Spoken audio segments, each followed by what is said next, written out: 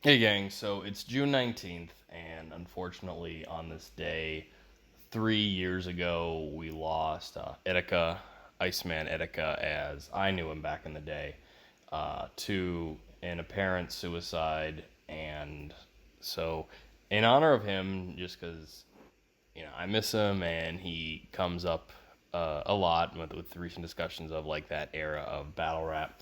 I wanted to share a memory of his that I like a lot from something that I wrote right around the time of his passing.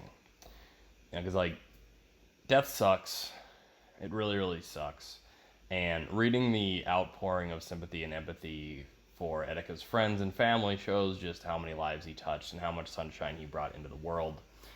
And like I said, I knew him long before YouTuber was even a word. During the infancy of the platform, shortly after the rise of Tay when it was still largely a wild west of content, our paths crossed in the world of battle rap. In those days, when people were still figuring out the best ways to make content, rap battles started to become a popular wave. All one needed was a camera, a place the cops won't disrupt a shoot, and at least two people willing to spit rhyming insults at each other, and presto, you have a league.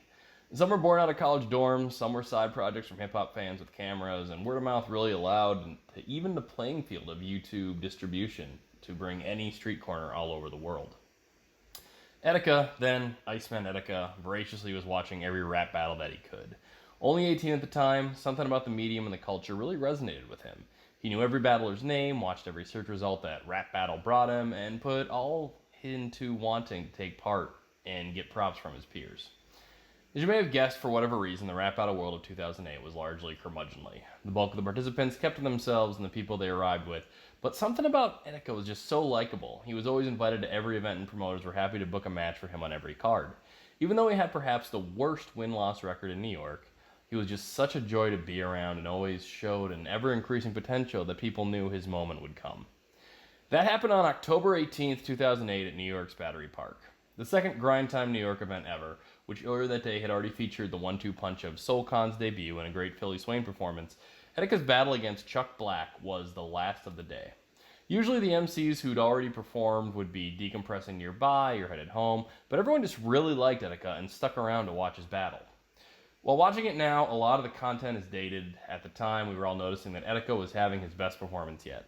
By the end of his blistering third round, I remember exchanging glances with the other rappers there thinking, did Etika just win this? Once the judges came back with the results and Etika was announced the winner, all the tough guy posturing just dissolved and we celebrated his long awaited first victory. It was one of my happiest moments as a battle rapper and one that I'll never forget. I still run into Etika from time to time during my following 7 years in New York, and the occasional social media message after that. He always had the same genuine enthusiasm and ability to light up a room, and every time seeing him was like no time had passed at all. He's still very, very missed.